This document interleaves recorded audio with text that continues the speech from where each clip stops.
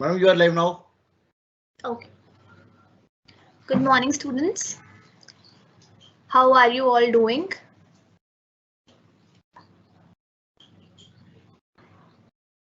We will wait for 1 or 2 minutes for other students to join. Please message your friends to join the class.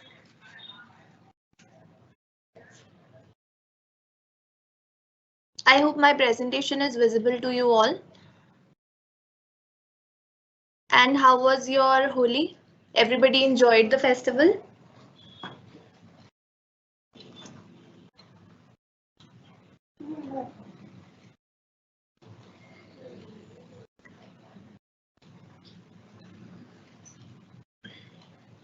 If you have any doubts, you can just write in the Q&A box, okay? So I'll just wait for 1 or 2 minutes. I guess 1 minute is enough for other students to join. Good morning, Uncle. Good morning.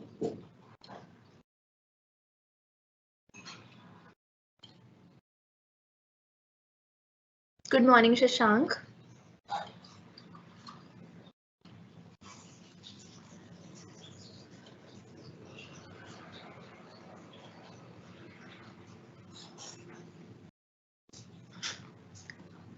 Okay, good morning, everybody.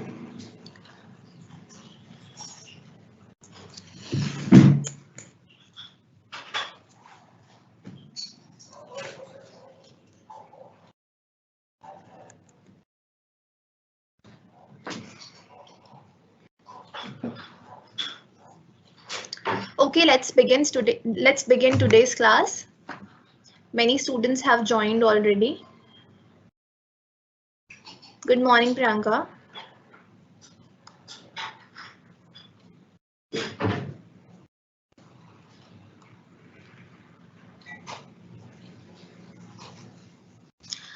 Okay, let's begin now.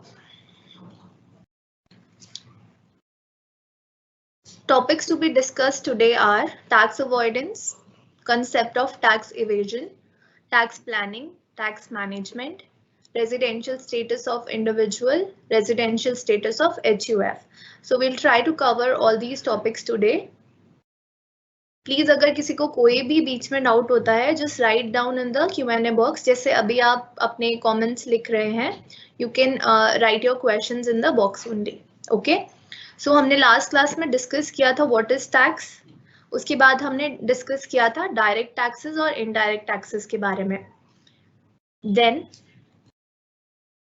Direct tax क्या था हमारा, जिसमें कोई intermediary involve नहीं थी, ठीक है, और इनडायरेक्ट टैक्स में इंटरमीडियरी इन्वॉल्व थी. फिर हमने उनका डिफरेंस किया था, इनकम टैक्स की थोड़ी सी डेफिनेशंस के बारे में हमने पढ़ा था, और कुछ एक्सेप्शंस पढ़े थे हमने जब previous year is equal to assessment year होता है ना. Then we discussed the definition of a person, जिसमें कि 7 कैटेगरीज आती हैं. कौन कौन सी कैटेगरीज थी? एक था individual, then HUF which is Hindu undivided family, then it was a company, a firm, association of person, body of individuals, local authority, and AJP, that is artificial juridical person. Okay, so person में 7 categories आती हैं. Then we discussed the concept of exemption and deduction. Exemption जैसे कि agriculture income की exemption मिलती है, deduction जैसे कि सेक्शन 80C वगैरह की हमें डिडक्शन मिलती है. हमने लास्ट क्लास में टैक्स प्लानिंग का मतलब भी डिस्कस कर लिया था. What is tax planning? So tax planning क्या होता है कि हम अपनी टैक्स लायबिलिटी को रिड्यूस करने की कोशिश करते हैं with the help of deductions, exemptions, rebates, है ना. ये सब चीजें यूज करके हम लोग अपनी टैक्स की लायबिलिटी को कम करने का ट्राई करते हैं. ओके,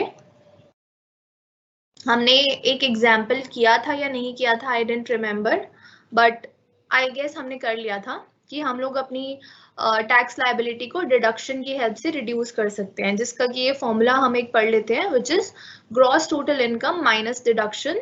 ठीक है, इससे हमारी नेट इनकम जिसके ऊपर टैक्स लगता है वो कम हो जाती है, ठीक है। डिडक्शन का यूज करके हमारी इनकम कम हो जाती है, जिससे हमें टैक्स कम देना पड़ता है, ठीक है। Hrithik, you can get the recorded lectures on your dashboard. ये जो आप स्टूडेंट्स का डैशबोर्ड होता है उस पे रिकॉर्डेड लेक्चर्स आ जाते हैं, but it takes some time, so it is good if you attend the lectures live only. Then we discuss the objectives of tax planning, जिसमें कि पहला हमारा ऑब्जेक्टिव क्या था, टैक्स प्लानिंग हम क्यों कर रहे हैं, we have to reduce our tax liability, है ना। Then we have to promote investment, ठीक है, जिससे कि हमारी इकोनॉमी का ग्रोथ होगा, ठीक है, यानी कि इकोनॉमिक स्टेबिलिटी आएगी, ठीक है। मिनिमल लिटिगेशन होगा, अगर हम लोग टैक्स प्लानिंग का यूज करते हैं तो हमारे ऊपर लीगल एक्शन नहीं लिया जाएगा, ओके। सो ये सब हमने लास्ट क्लास में डिस्कस कर लिया था। Now today's topic is tax avoidance. Tax avoidance क्या होता है? टैक्स अवॉइडेंस होता है, tax avoidance is an act of using legal methods to minimise tax liability, ठीक है। In other words, it is an act of using tax regime in a single territory for one's personal benefits to decrease one's tax burden. Now in simple language, tax avoidance क्या होता है? जब हम क्या try करते हैं कि हम अपनी टैक्स लायबिलिटी को रिड्यूस तो करें, बट कैसे रिड्यूस करें कि हमने क्या किया, लॉ में कुछ लूप होल्स निकाले कि लॉ में कुछ चीजें मेंशन नहीं थी, हमने उनका यूज करके अपनी टैक्स लायबिलिटी को रिड्यूस करने की कोशिश करी, ठीक है। टैक्स प्लानिंग में क्या होता है कि जो चीजें लिखी गई हैं, जैसे कि डिडक्शंस के बारे में लिखा गया है, रिबेट्स के बारे में लिखा गया है, एग्जेम्पशंस के बारे में लिखा गया है, तो हम उनको यूज करके टैक्स प्लानिंग करते हैं। लेकिन टैक्स अवॉइडेंस में हम क्या करते हैं, टैक्स अवॉइडेंस में हम लॉ के जो हमारा इनकम टैक्स एक्ट है उसके लूप होल्स को हम लोग आइडेंटिफाई करते हैं, ठीक है। लूप होल्स क्या होता है, कमियां, हम लोग कमियां आइडेंटिफाई करते हैं अपने लॉ में और उनको यूज करके हम अपनी टैक्स लायबिलिटी को कम करने की कोशिश करते हैं। फॉर एग्जांपल, अभी हमने सुना 2022 में फाइनेंस, जब हमारा बजट आया फाइनेंस वाला, तो उसमें डिजिटल करेंसी पे 30% टैक्स लगा दिया गया, ठीक है। क्यों लगाया गया? क्योंकि लोगों ने क्या करना स्टार्ट कर दिया था, they use to invest in digital currency, ठीक है। और क्योंकि डिजिटल करेंसी के बारे में हमारे लॉ में कुछ लिखा नहीं था, तो उस पर हम लोग पहले टैक्स चार्ज नहीं करते थे, तो लोगों ने क्या किया, heavy amount of money digital currency में इन्वेस्ट कर दिया टैक्स सेविंग के लिए, ठीक है। वो अपनी रिटर्न में दिखा देते थे कि this much is invested in bitcoins, this much is invested in something which is a digital currency, ठीक है। तो अब क्योंकि हमारी गवर्नमेंट ने उसके ऊपर कोई लगाया ही नहीं था, कोई लॉ बनाया ही नहीं था, तो गवर्नमेंट उस पर कैसे जो है टैक्स चार्ज कर लेती, ठीक है। तो लोगों ने ये क्या किया, लोगों ने एक लूप होल आइडेंटिफाई किया कि डिजिटल करेंसी के बारे में कुछ नहीं मेंशन है, तो हम इसमें इन्वेस्ट करेंगे तो हमें टैक्स नहीं देना पड़ेगा, ठीक है। तो ये सब क्या है, टैक्स अवॉइडेंस है, ठीक है। It could be sometimes legal और it could be sometimes illegal, ठीक है।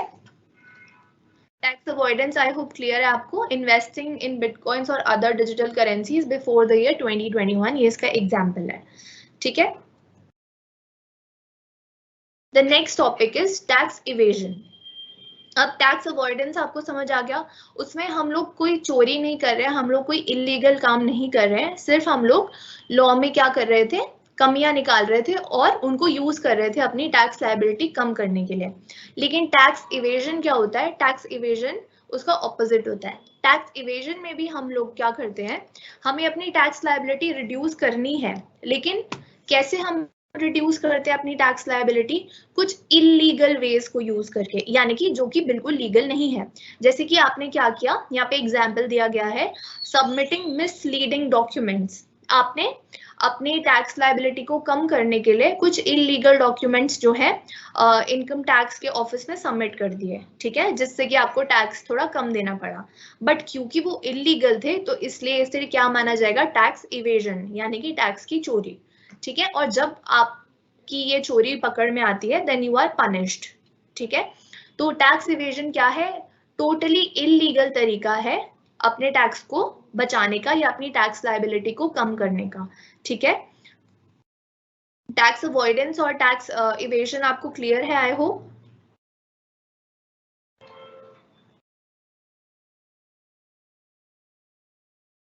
अब हम एग्जाम्पल ऑफ टैक्स इवेजन ले लेते हैं with the help of a case study. So एक बार इसे पढ़ते हैं। X Limited is a chemical manufacturing company. It has its factory in Haryana. ठीक है, तो X Limited क्या है? एक कंपनी का नाम है जो कि एक केमिकल बनाती है। ठीक है, इसका ऑफिस क्या है? इसकी फैक्ट्री जहां पर ये केमिकल बनता है, it is situated in Haryana. ठीक है, within the factory campus a piece of land of 200 square metre is lying unutilised. अब आप सोचो कि एक हमारा जो है फैक्ट्री है, फैक्ट्री बहुत बड़े एरिया में होती है, तो उसमें एक छोटा सा लैंड जो है विच इज 2000 स्क्वायर मीटर, छोटा तो नहीं बोलेंगे बट अच्छा खासा लैंड जो है खाली पड़ा है। ठीक है, तो कंपनी सोचती है कि इस खाली जगह पर अब हम एक नया यूनिट जो है अपना एस्टैब्लिश करते हैं। ठीक है, now if they start a new unit, तो उनको जो है कोई टैक्स में छूट नहीं दी जाएगी, क्योंकि वो एग्जिस्टिंग प्रेमाइसेस में जो है अपना नया यूनिट लगा रहे हैं, तो उनको टैक्स डिडक्शन का कोई फायदा नहीं दिया जाएगा। ठीक है, तो उनका जो सीए होता है, उनका जो फाइनेंशियल कंसल्टेंट होता है, वो उनको एडवाइस करता है कि अगर आप एक नया यूनिट जो है अपनी फैक्ट्री का जो आप खोलना चाह रहे हैं, उसको आप असम में खोलते हैं। ठीक है, तो आपको जो है 80IE यानी कि सेक्शन 80IE की डिडक्शन जो है मिल जाएगी। ठीक है, क्या एडवाइस किया फाइनेंशियल कंसल्टेंट ने कि अगर आप ये जो अपना नया यूनिट आप चलाना चाह रहे हैं, इसको आप असम में ओपन करते हैं, ठीक है, तो आपको क्या होगा, इसकी थोड़ी सी डिडक्शन मिल जाएगी अकॉर्डिंग टू सेक्शन 80IE। ठीक है, इधर मैंने कॉर्नर में लिखा है deduction in respect of certain undertaking in north eastern states.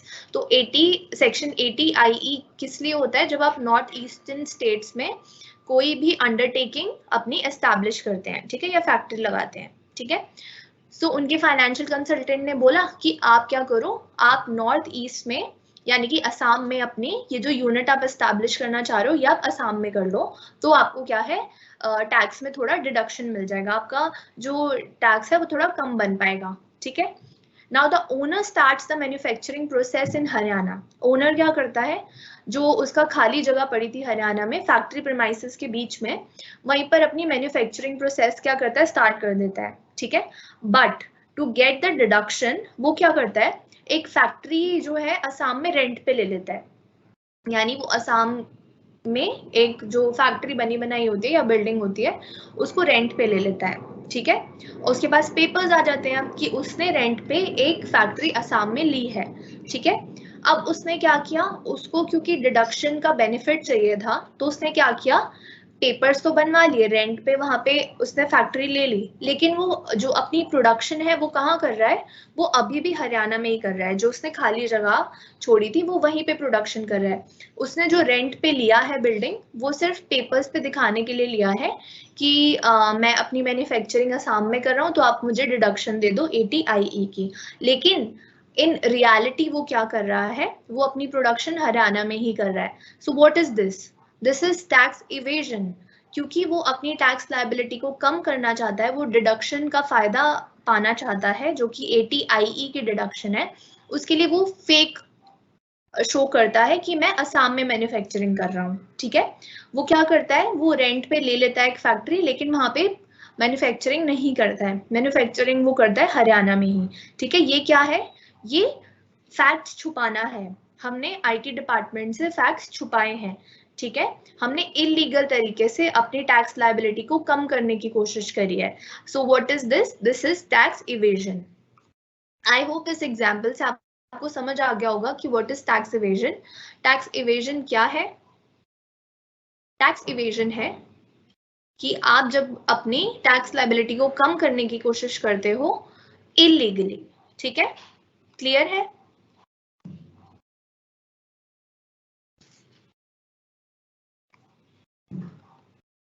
अब हमने कौन कौन से टॉपिक्स पढ़ लिए? हमने टैक्स प्लानिंग लास्ट क्लास में पढ़ लिया था, टैक्स अवॉइडेंस अभी हमने डिस्कस किया, और टैक्स इवेजन भी हमने अभी डिस्कस किया। ठीक है, तो इनका डिफरेंस देख लेते हैं, difference between tax planning, tax evasion and tax avoidance. So students you have to remember कि जब आपका एग्जाम होता है तो उसमें हमेशा फर्स्ट क्वेश्चन जो है इन 3 टॉपिक से रिलेटेड आता है। ठीक है, it could be the difference between any of these, और इट कुड बी कि आप इनका मीनिंग बताओ एग्जाम्पल के साथ, या फिर it could be explaining any one of these with the help of example. ठीक है, तो आप इसको थोड़ा ध्यान से समझ लें। यहाँ पर मैंने एक डिफरेंस जो है प्रिपेयर किया था, तो इसको डिस्कस कर लेते हैं, which is very easy to understand. So यहाँ पे हमने टैक्स प्लानिंग, टैक्स अवॉइडेंस और टैक्स इवेजन के बीच में डिफरेंशिएट करना है। ठीक है, तो सबसे पहले मीनिंग पढ़ लेते हैं। मीनिंग हमने सीख लिया। टैक्स प्लानिंग क्या होता है? Tax planning is reducing tax liability by using deductions, exemptions, allowances and rebates. ठीक है, हम क्या कर रहे हैं, जो हमारे टैक्स लॉ में ऑलरेडी मेंशन्ड है उन चीजों का यूज करके अपनी टैक्स लायबिलिटी को कम करने की कोशिश कर रहे हैं। ठीक है, टैक्स अवॉइडेंस क्या होता है? टैक्स अवॉइडेंस होता है when we try to reduce our tax liability by identifying loopholes in law, यानी लॉ में कोई कमी है उसको यूज करके हम अपनी टैक्स लायबिलिटी को कम करने की कोशिश करते हैं। ठीक है, और टैक्स इवेजन क्या होता है? टैक्स इवेजन होता है trying to reduce the tax liability in a dishonest manner.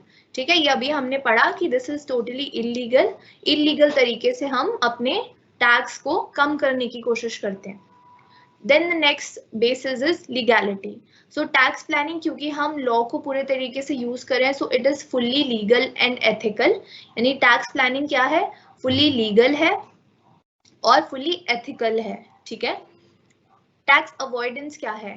Tax avoidance legal भी हो सकता है, इलीगल भी हो सकता है, क्योंकि हम लोग लॉ के अगेंस्ट जाके काम कर रहे हैं। ठीक है, और टैक्स इवेजन क्या होता है? Tax evasion is fully unethical, क्योंकि इसमें हम इलीगल तरीकों का यूज करके अपनी टैक्स लायबिलिटी को कम करने की कोशिश कर रहे हैं। ठीक है, एग्जाम्पल क्या होगा टैक्स प्लानिंग का? टैक्स प्लानिंग का एग्जाम्पल होगा deduction under section 80C 80U, यानी डिडक्शंस और एग्जेम्पशंस का यूज करना। टैक्स अवॉइडेंस का क्या एग्जाम्पल होगा? इन्वेस्टिंग इन बिटकॉइंस बिफोर 2021 जो लोग कर रहे थे। Then tax evasion, tax evasion क्या होता है? Showing fake bills of expenses. ठीक है, लोग क्या करते हैं? झूठे बिल बनवा लिए, ठीक है, गलत अकाउंट्स में एंट्रीज कर दी, ठीक है, इलीगल चीजें करी अपने टैक्स को छुपाने के लिए। पेनल्टी, अब टैक्स प्लानिंग में क्या कोई पेनल्टी लगेगी? नहीं लगेगी, क्योंकि टैक्स प्लानिंग फुल्ली लीगल है। ठीक है, हमने लॉ के अंडर रहकर ही अपनी टैक्स लायबिलिटी को कम किया है। ठीक है, और टैक्स अवॉइडेंस में क्या पेनल्टी लगेगी? मे और मे नॉट बी। ठीक है, यहाँ पर टैक्स अवॉइडेंस में पेनल्टी लग भी सकती है और नहीं भी लग सकती है, और टैक्स इवेजन में तो हैवी पेनल्टी लगेगी, क्योंकि मैंने आपको बताया अगर हमारे आईटी डिपार्टमेंट ने हमें पकड़ लिया, इनकम टैक्स डिपार्टमेंट ने, कि हम टैक्स इवेजन कर रहे हैं, हम लोग गलत तरीके से अपने टैक्स को कम करने की कोशिश कर रहे हैं, तो हमारे ऊपर हैवी पेनल्टी भी लगती है और हमें पनिश भी किया जाता है। इम्प्लीकेशंस, अब टैक्स प्लानिंग से क्या होता है? Tax planning leads to the development of economy. जब आप टैक्स प्लानिंग करते हो तो आप डिफरेंट चीजों में इन्वेस्ट करते हो। ठीक है, आपने देखा होगा कि हम पब्लिक प्रोविडेंट फंड में पैसे डालते हैं, LIC से हम पॉलिसीज लेते हैं, तो ये सब हम क्यों करते हैं? क्योंकि हमें डिडक्शंस चाहिए जिससे कि हम अपना टैक्स कम कर पाए, और ये पैसा जब हम इन्वेस्ट करते हैं तो ये हमारी इकोनॉमी की डेवलपमेंट में जाता है। ठीक है, so tax planning leads to development of the economy. Tax avoidance में क्या हमें उसका इम्प्लीकेशन देखने को मिलता है? टैक्स अवॉइडेंस से क्या होता है? Tax avoidance leads to the improvement in law. अब आपने जैसे देखा कि पहले लोग बिटकॉइंस में इन्वेस्ट कर रहे थे क्योंकि उसके ऊपर कोई लॉ नहीं था, तो अभी रिसेंटली फाइनेंस एक्ट में डिजिटल करेंसी के ऊपर लॉ बना दिया गया। ठीक है, तो टैक्स अवॉइडेंस की वजह से हमारे लॉज में इम्प्रूवमेंट होती रहती है। ठीक है, टैक्स इवेजन की वजह से क्या होता है? It leads to the generation of black money. Okay, क्योंकि टैक्स इवेजन क्या है? चोरी है टैक्स की, तो ये क्या करता है? It leads to generation of black money. Okay, clear है?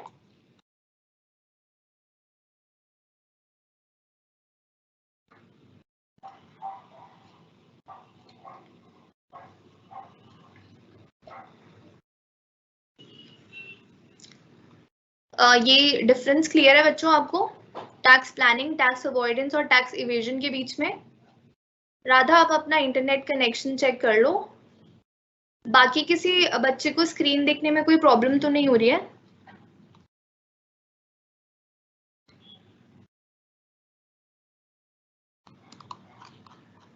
Is the presentation visible to all?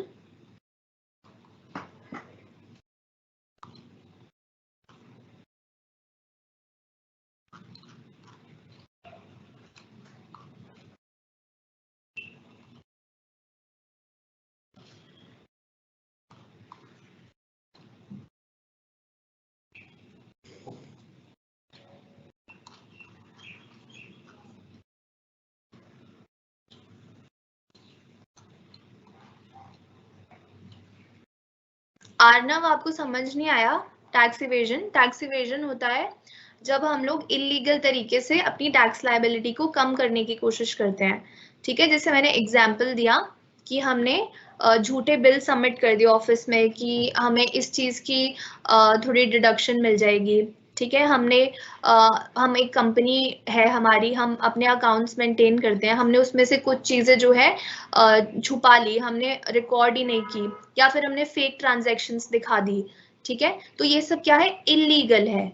हम जब इलीगल तरीके से अपने टैक्स को कम करने की कोशिश करते हैं, दैट इज टैक्स इवेजन। ठीक है,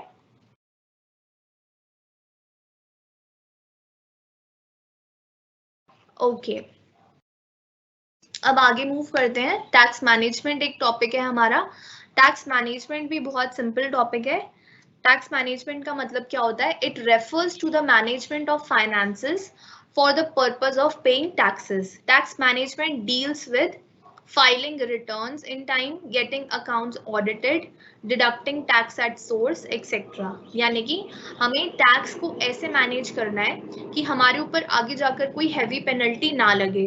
ठीक है, आपको टाइमली अपने रिटर्न्स फाइल करनी है। अगर आप एक कंपनी हो तो आपको ट्राई करना है कि अपना इंटरनल ऑडिट, एक्सटर्नल ऑडिट दोनों करवाने हैं। ठीक है, और टाइमली अपनी रिटर्न को फाइल भी करना है। ठीक है, सो दैट आपके ऊपर कोई पेनल्टी ना लगे लेट फाइलिंग की वजह से। आपको अपने टैक्स को ऐसे मैनेज करना है कि आपको कोई पेनल्टी फेस ना करनी पड़े आगे जाके। ठीक है, so that is tax management. इसमें क्या आ जाता है? We have to file the income tax return on time. ठीक है, ऊपर से हमें अपना, अगर हमारी कोई कंपनी है या लॉ के अंदर लिखा है कि हमें ऑडिट करवाना है, तो हम अपने ऑडिट को टाइमली करवा लें। ठीक है, और अगर हमारा टीडीएस डिडक्ट होना है, that is tax at source, तो उसको हम टाइमली डिडक्ट कर लें। That is tax management.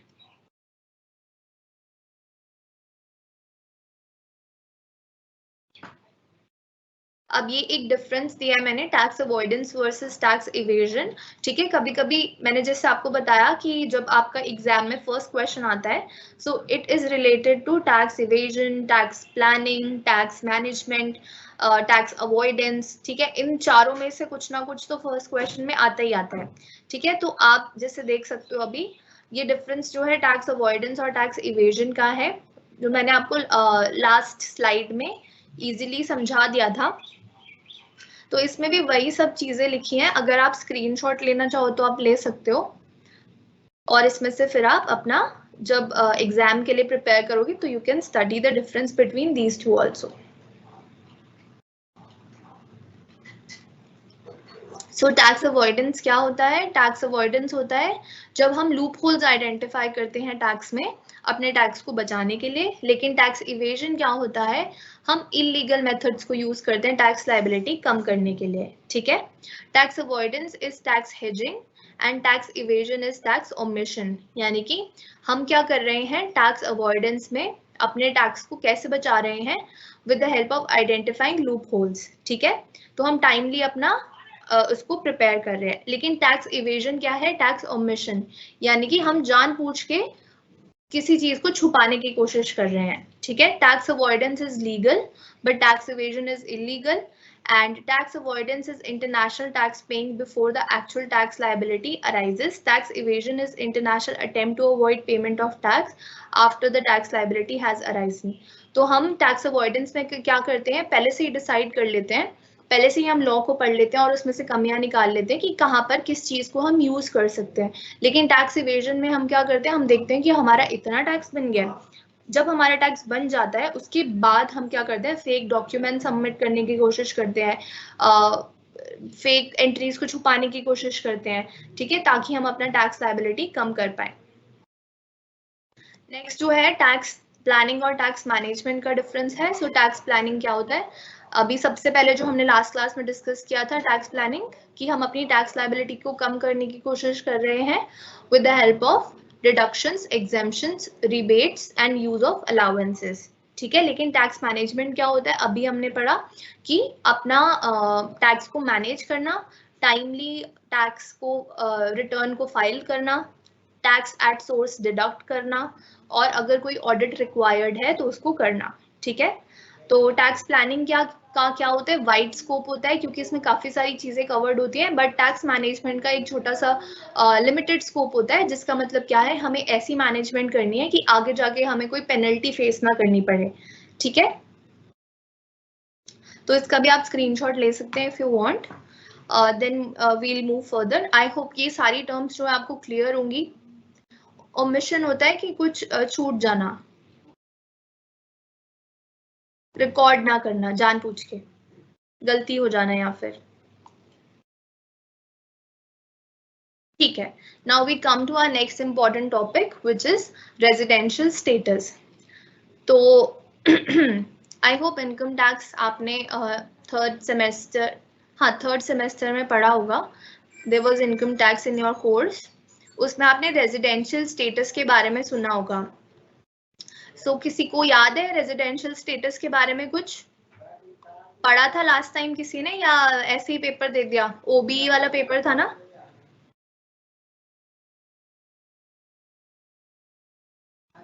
Residential status कुछ सुना सुना तो लग रहा होगा।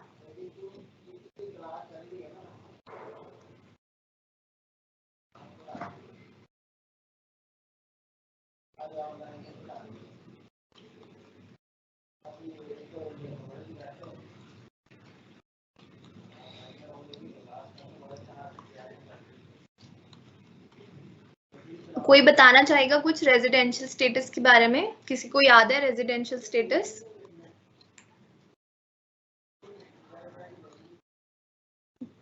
ठीक है, कोई नहीं बोलना चाहता।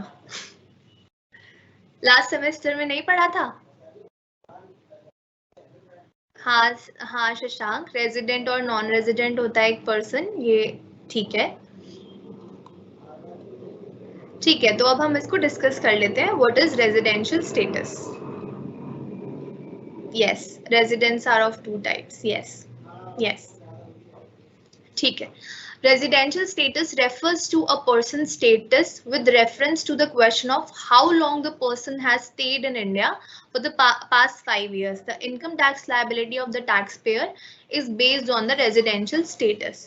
ठीक है, रेजिडेंशियल स्टेटस क्या होता है, बेसिकली हमें देखना है कि एक person, a person is not only a individual. अभी हमने पढ़ा था पर्सन में 7 कैटेगरीज है, पर्सन में है इंडिविजुअल, HUF, ठीक है, फर्म है, कंपनी है, लोकल अथॉरिटी है, AOP, BOI है और AJP है, ठीक है।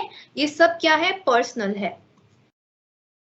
हाँ जी सृष्टि, तो ये क्या है, पर्सन है, ठीक है। तो a person status with the reference to the question of how long the person has stayed in India, ठीक है, कि एक पर्सन इंडिया में कितने दिन तक रहा है, उस बेसिस पर हम उसका रेजिडेंशियल स्टेटस जो है कैलकुलेट करते हैं, ठीक है। Residential status is very important in income tax act as the determination of tax liability depends much on it, ठीक है। तो हमारी जो टैक्स हमारी गवर्नमेंट हमारे लिए कैलकुलेट करेगी कि कितना टैक्स बनता है, उसमें रेजिडेंशियल स्टेटस जो है बहुत इंपॉर्टेंट रोल प्ले करता है। अगर हम इंडिया के रेजिडेंट होते हैं तो जो इनकम हमने इंडिया से कमाई या जो इनकम हमने बाहर से कमाई, यानी कि ग्लोबल इनकम, जब हम रेजिडेंट होते हैं इंडिया के तो ग्लोबल इनकम पर जो है टैक्स लगता है, ठीक है। और अगर हम एक नॉन रेजिडेंट होते हैं तो हमारी उस इनकम पे टैक्स लगता है जो हमने सिर्फ इंडिया से कमाई, ठीक है। तो इससे आप समझ सकते हो कि रेजिडेंशियल स्टेटस कितना इंपॉर्टेंट है, इस बेसिस पे हमें टैक्स पे करना पड़ता है। Now residential status of an individual सबसे पहले हम डिस्कस कर लेते हैं। इंडिविजुअल कौन है, हम लोग जो हैं, ठीक है। इंडिविजुअल में बाइफिकेशन कैसे होता है रेजिडेंशियल स्टेटस का? Firstly there is a resident और there is a non resident, यानी कि एक पर्सन जो है एक रेजिडेंट होगा या फिर एक नॉन रेजिडेंट होगा, ठीक है। और अगर आप रेजिडेंट बन जाते हो फिर आप फर्दर दो कैटेगरीज में डिवाइड होते हो, which is ordinary resident and not an ordinary resident, ठीक है। ऑर्डिनरी रेजिडेंट को हम ROR भी बोलते हैं और नॉट एन ऑर्डिनरी रेजिडेंट को हम RNOR भी बोलते हैं, ठीक है। इतना क्लियर है? सबसे पहले एक इंडिविजुअल या तो रेजिडेंट होगा या नॉन रेजिडेंट होगा, और अगर वो रेजिडेंट बन जाता है तो वो या तो ऑर्डिनरी रेजिडेंट होगा या फिर नॉट एन ऑर्डिनरी रेजिडेंट होगा, ठीक है। तो एक पर्सन को रेजिडेंट बनाने के लिए या नॉन रेजिडेंट बनाने के लिए देयर आर सम कंडीशंस जो हमको सेटिस्फाई करनी पड़ती हैं। जब आप किसी पर्सन को रेजिडेंट या नॉन रेजिडेंट बनाते हो तो हम बेसिक कंडीशंस की हेल्प लेते हैं, ठीक है। बेसिक कंडीशंस दो टाइप की होती हैं, हम उनकी हेल्प लेके एक पर्सन को रेजिडेंट या नॉन रेजिडेंट डिक्लेयर करते हैं। तो हमारी जो बेसिक कंडीशंस हैं वो कौन कौन सी हैं? First one is he is in India for a period of 182 days और more in the previous year, ठीक है। तो जो हमारा इंडिविजुअल है अगर वो इंडिया में प्रीवियस ईयर में 182 डेज या उससे ज्यादा रहता है तो वो क्या बन जाता है? रेजिडेंट, ठीक है। और इन दोनों में से आपको एक कंडीशन सेटिस्फाई करनी होती है, ठीक है। तो सेकेंड कंडीशन क्या है हमारी? He is in India for a period of 60 days और more during the year and 365 days or more during the 4 immediately preceding previous year, ठीक है। सेकेंड कंडीशन थोड़ी बड़ी है, इट्स लॉन्ग, इसमें दो चीजें कवर हो रही हैं। पहले लिखा है कि प्रीवियस ईयर में आपको 60 डेज या उससे ज्यादा रहना है इंडिया में, ठीक है। और उसके साथ साथ उसके लास्ट 4 years में, लास्ट प्रीसीडिंग 4 years, उसमें आपको टोटली कितना रहना है? 365 डेज और मोर। इसको हम एक टेबल की हेल्प से समझते हैं। So this is a table. हम मान लेते हैं कि अभी हमारा जो असेसमेंट ईयर है, सबको याद है असेसमेंट ईयर और प्रीवियस ईयर? तो असेसमेंट ईयर क्या होता है? जब हमें टैक्स पे करना है, ठीक है। और प्रीवियस ईयर क्या होता है? उससे पिछला वाला ईयर जब हमने इनकम अर्न करी, ठीक है। तो हम मान लेते हैं कि हमारा असेसमेंट ईयर जिसमें हमें टैक्स देना है दैट इज 2021-22, ठीक है। तो प्रीवियस ईयर क्या हो जाएगा? 2020-21, ठीक है। तो कंडीशन 1 क्या बोलती है?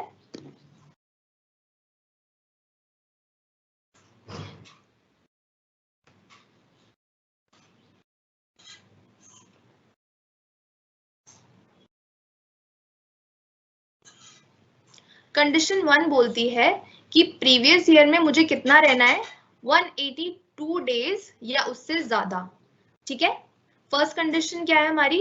कि असेसमेंट ईयर सबको पता है क्या होता है? जब हमें टैक्स पे करना है, उससे पिछला वाला ईयर होता है प्रीवियस ईयर, जब हम अपनी इनकम को अर्न करते हैं, ठीक है। तो प्रीवियस ईयर में हमको क्या करना है? 182 डेज या उससे ज्यादा रहना है तो हम रेजिडेंट बन जाएंगे, ठीक है। अगर हम 182 डेज और उससे ज्यादा नहीं रह पा रहे हैं इंडिया में तो हम दूसरी कंडीशन भी चेक कर सकते हैं, जो कि क्या बोलती है कि हमें रेलेवेंट प्रीवियस ईयर यानी कि असेसमेंट ईयर से पिछला वाला जो प्रीवियस ईयर था उसमें कितना रहना है? 60 डेज और मोर, ठीक है। उसके साथ साथ प्लस 365 डेज इन प्रीसीडिंग प्रीवियस ईयर्स, इन 4 प्रीसीडिंग प्रीवियस ईयर, यानी कि 1920 हो गया हमारा, फिर उसके बाद 1819 हो गया, 1718 हो गया, 1617 हो गया, ठीक है। तो इन 4 साल में टोटली मिलाकर मुझे रहना है 365 डेज और मोर, और रेलेवेंट प्रीवियस ईयर में मुझे रहना है 60 डेज और मोर, ठीक है। ये कंडीशंस क्लियर है सबको? अगर आप इनमें से एक कंडीशन, जैसे यहाँ पे और लिखा है, अगर इनमें से एक कंडीशन जो है आप सेटिस्फाई कर लेते हो तो आप क्या बन जाते हो? रेजिडेंट ऑफ इंडिया, ठीक है। और अगर आप दोनों ही कंडीशन सेटिस्फाई नहीं कर पाते हो तो आप क्या बन जाते हो? नॉन रेजिडेंट, ठीक है। क्लियर है सबको? रेजिडेंट बनने के लिए हमें क्या करना है, पहली कंडीशन थी हमारी 182 डेज और मोर, ठीक है, और सेकंड कंडीशन क्या थी हमारी 60 days in relevant previous year, ठीक है, और 365 डेज इन प्रीसीडिंग 4 प्रीवियस ईयर्स, ठीक है। एक बार बच्चों बता दो, is the residential status clear? ये बेसिक कंडीशंस क्लियर है आपको? असेसमेंट ईयर, प्रीवियस ईयर सबको पता है, लास्ट क्लास में मैंने एक बार बताया भी था।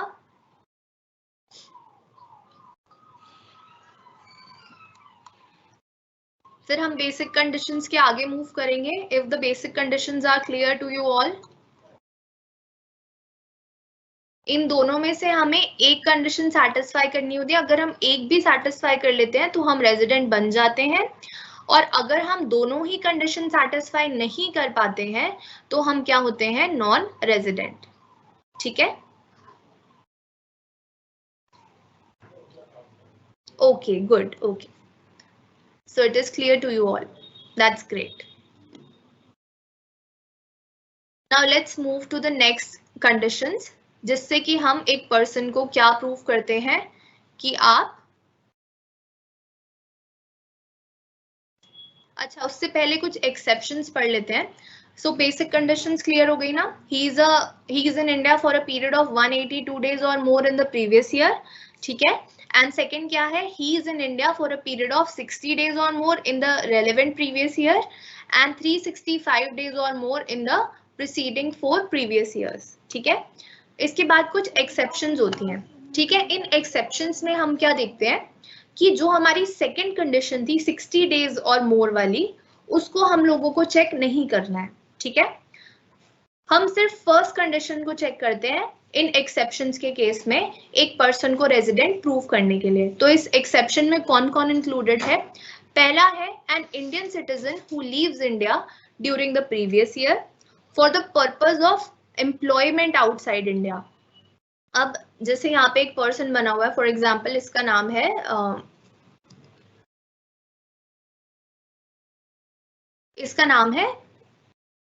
राम, ठीक है।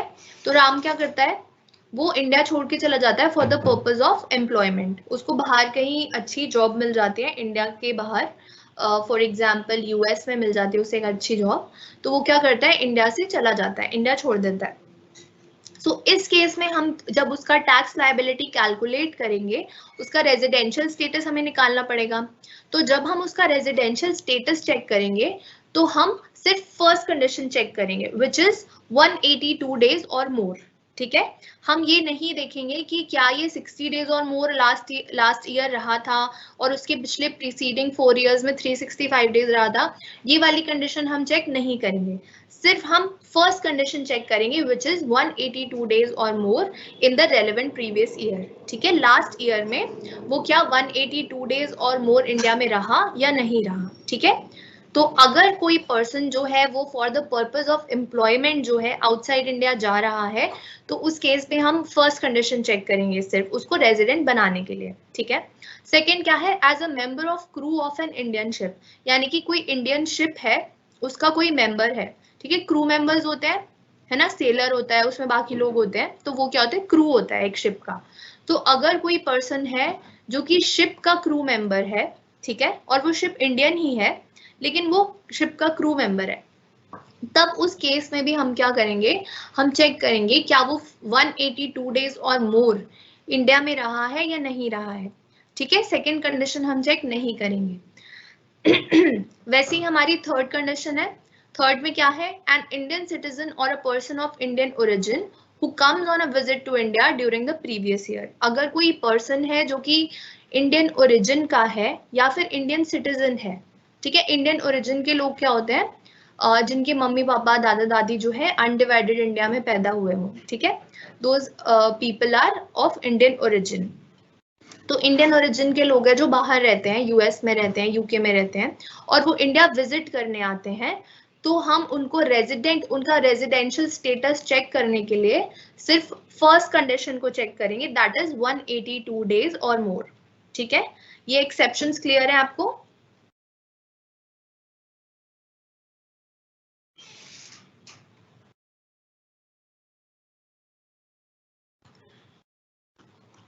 सृष्टि, वो आगे अमेंडमेंट है, वो हम डिस्कस करेंगे, डोंट नीड टू पैनिक। अभी इतना समझ आ रहा है आपको?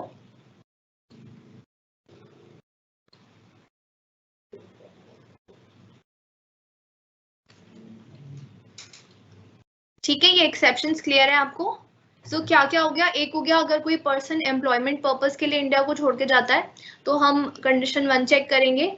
सेकेंड कंडीशन क्या है? अगर कोई मेंबर ऑफ क्रू है इंडियन शिप का, तब भी हम फर्स्ट कंडीशन चेक करेंगे।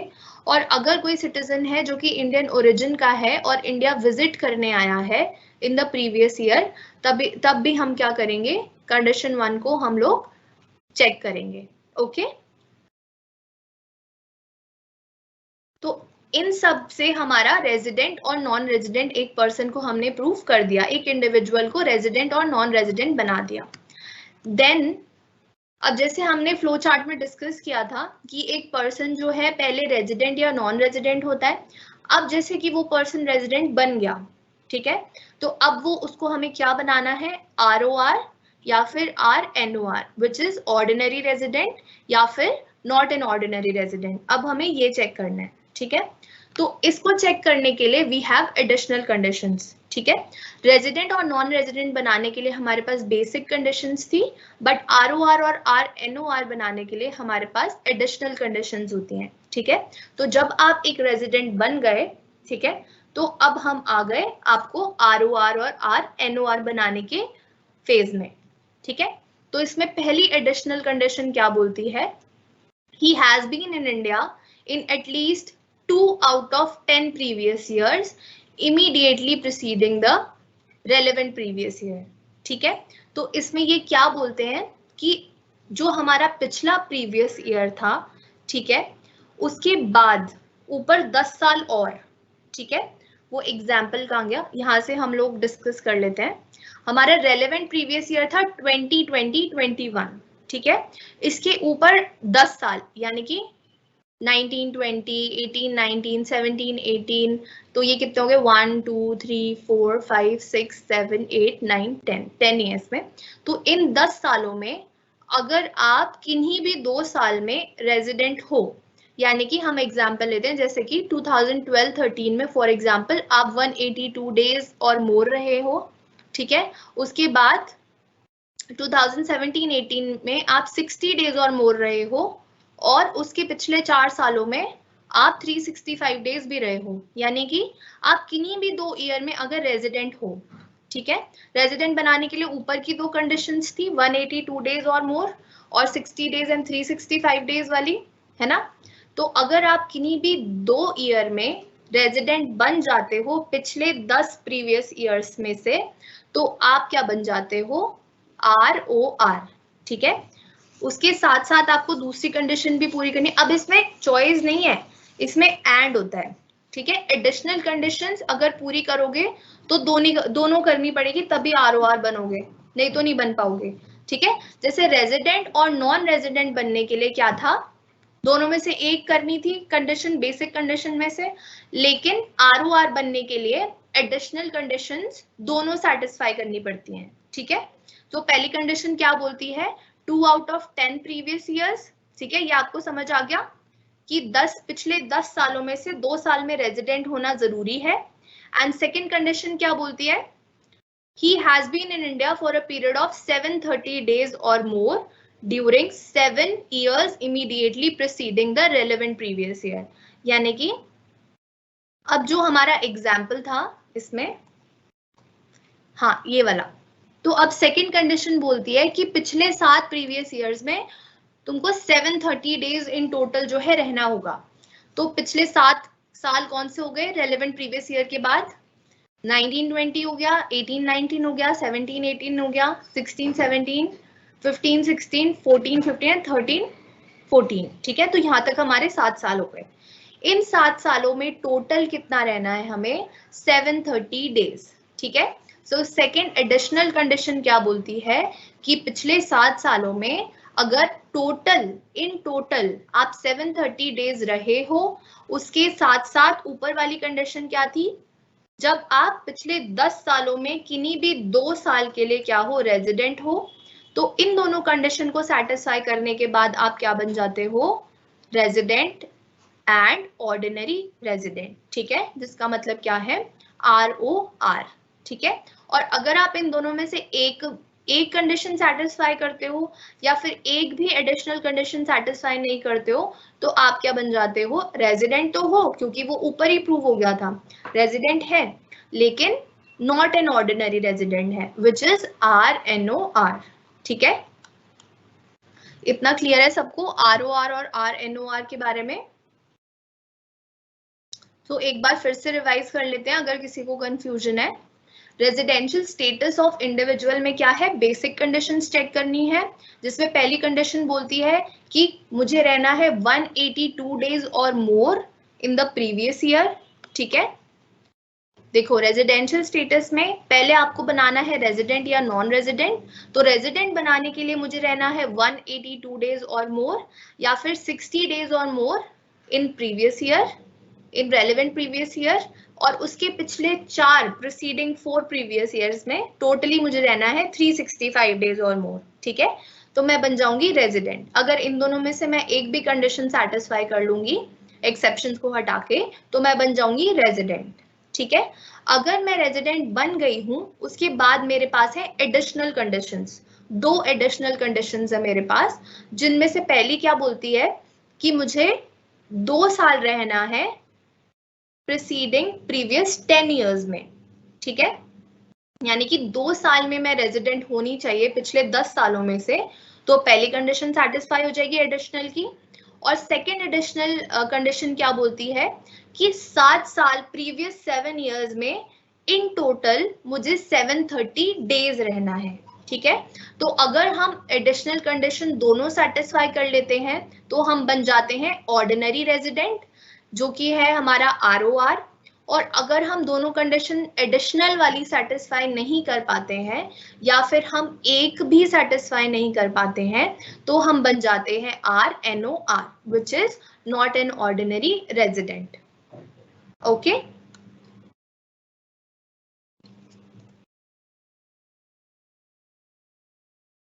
अब डिफरेंस बिटवीन ROR और RNOR क्या होता है?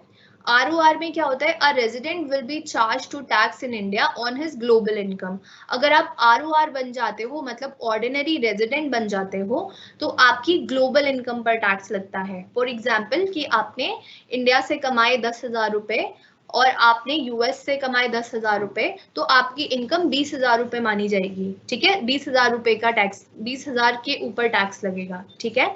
और अगर आप एक RNOR हो या फिर आप NR हो, यानी कि नॉन रेजिडेंट हो, तो आपके लिए थोड़ी रिस्ट्रिक्शंस जो हैं कम हो जाती हैं, यानी कि आप जो इनकम इंडिया से कमाते हो सिर्फ उसके ऊपर ही टैक्स लगता है, ठीक है, बाकी पे नहीं लगता है।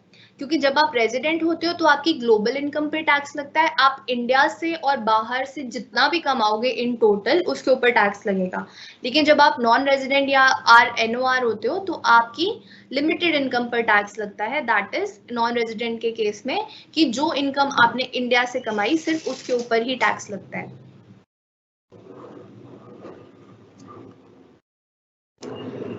अब रेजिडेंशियल स्टेटस का एक छोटा सा क्वेश्चन है, आई होप कि आप लोग इसको आंसर कर पाओगे। सो क्वेश्चन क्या है, Rohit came to India for the first time during previous year 2021-22।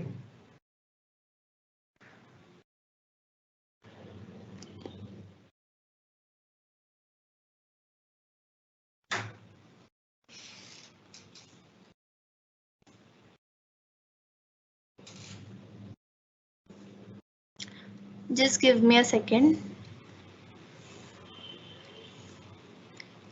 इसको असेसमेंट ईयर कर लेना।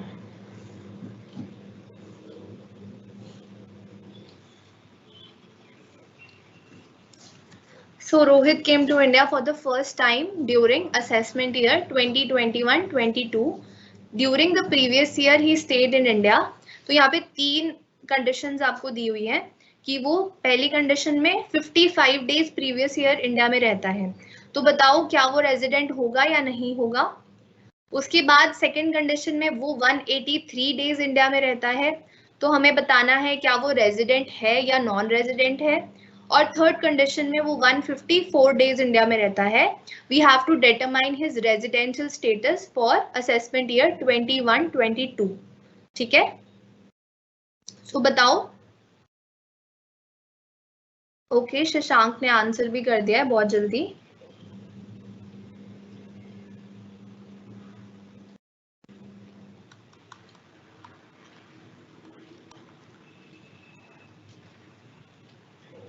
So I'll just give you 30 seconds to answer this question. बहुत easy question है। सारे बच्चे प्लीज आंसर करें जिससे मुझे क्लियर हो जाएगा कि आपको रेजिडेंशियल स्टेटस की कंडीशन समझ आ गई है। This is based on basic conditions जो कि हमने सबसे पहले करी थी। पहली कंडीशन क्या थी, 182 डेज और more in the previous year, है ना। उसके बाद सेकेंड कंडीशन क्या थी, 60 डेज और more in the relevant previous year and in total 365 days in the preceding 4 previous years. वो थी हमारी बेसिक कंडीशन जिससे कि हम एक पर्सन को रेजिडेंट या फिर नॉन रेजिडेंट बना पाते हैं।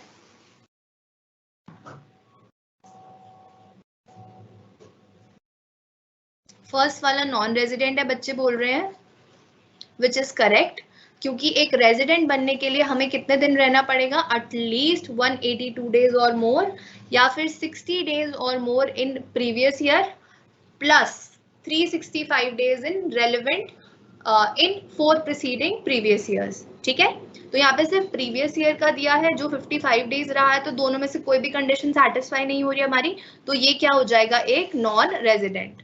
ठीक है, सेकेंड केस में वो 183 डेज रहा है, तो सेकेंड केस में 183 डेज का मतलब क्या है कि वो 182 डेज से ज्यादा रहा है, सो ये क्या हो जाएगा, एक रेजिडेंट, क्योंकि वो 182 डेज या उससे ज्यादा रहा है, तो ये रोहित क्या बन जाएगा, रेजिडेंट। ठीक है, थर्ड केस में बच्चे क्या लिख रहे हैं,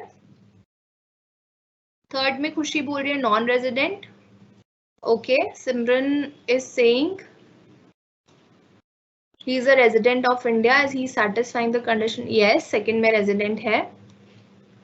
थर्ड में Divyanshu is saying non resident, Srishti is saying non resident, Kusum is saying non resident।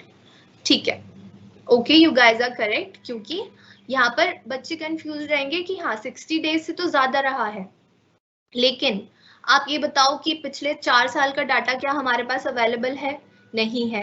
और क्वेश्चन में क्या लिखा है, Rohit came to India for the first time, पहली बार वो इंडिया आया है, तो क्या पिछले 4 साल का डाटा होगा, नहीं होगा, क्योंकि वो फर्स्ट टाइम आया है।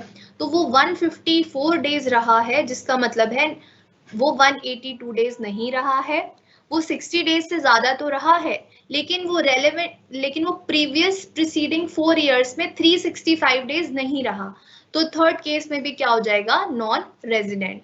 ठीक है, तो ये हमने एक्सप्लेनेशन दी थी। फर्स्ट में क्या है, क्योंकि वो 55 डेज रहता है इसलिए he is a non resident, he does not satisfy any of the basic conditions. Second में since he resides in India for 183 days, therefore he will be a resident of India. And third में he resides for 154 days, ठीक है, he resided more than 60 days in previous year but has come to India for the first time, therefore he is a non-resident because we are not given the data of the previous preceding 4 years.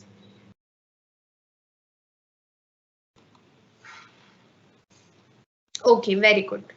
So I hope बच्चों को clear हो गया residential status. तो आगे move करते हैं amendment की तरफ, जो एक बच्ची बोल रही थी 120 डेज वाली।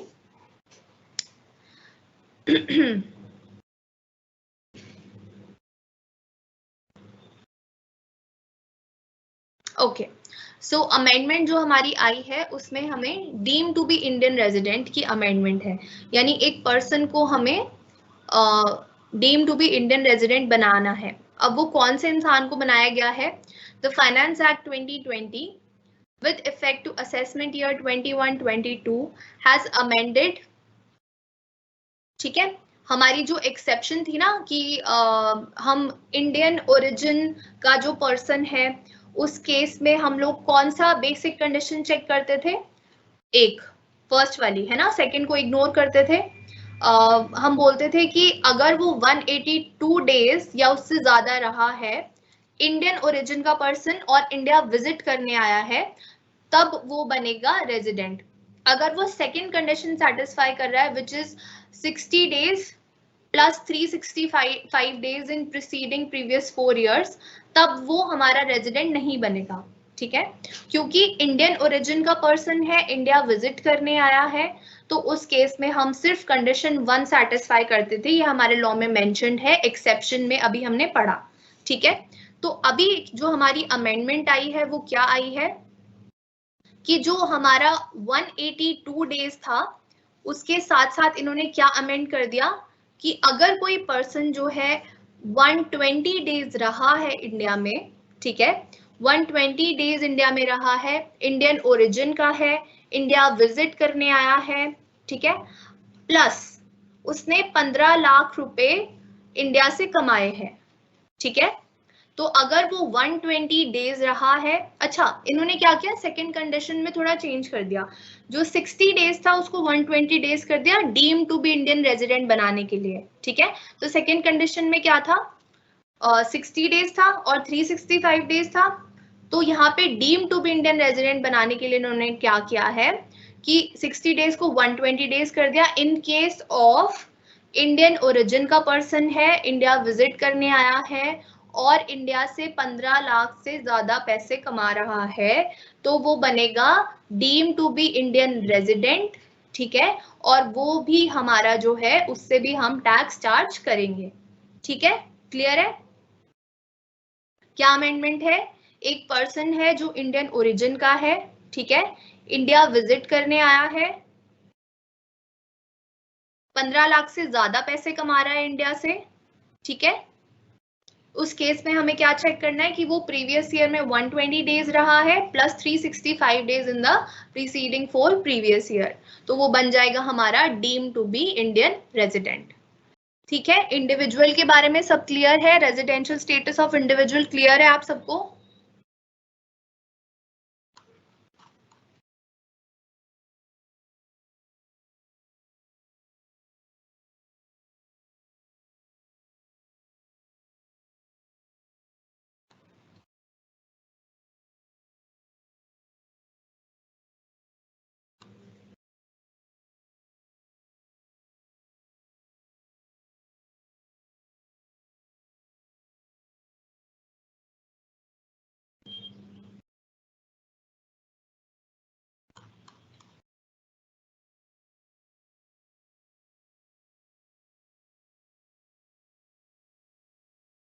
ओके, सो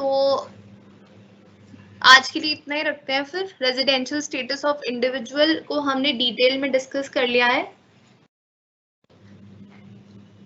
सिमरन देखो, इसमें क्या है कि जब आप एक इंडियन ओरिजिन के पर्सन थे ना, तो एक्सेप्शन थी आपके लिए कि आपको 182 डेज और उससे ज्यादा रहना है, तभी आप क्या बनोगे, रेजिडेंट।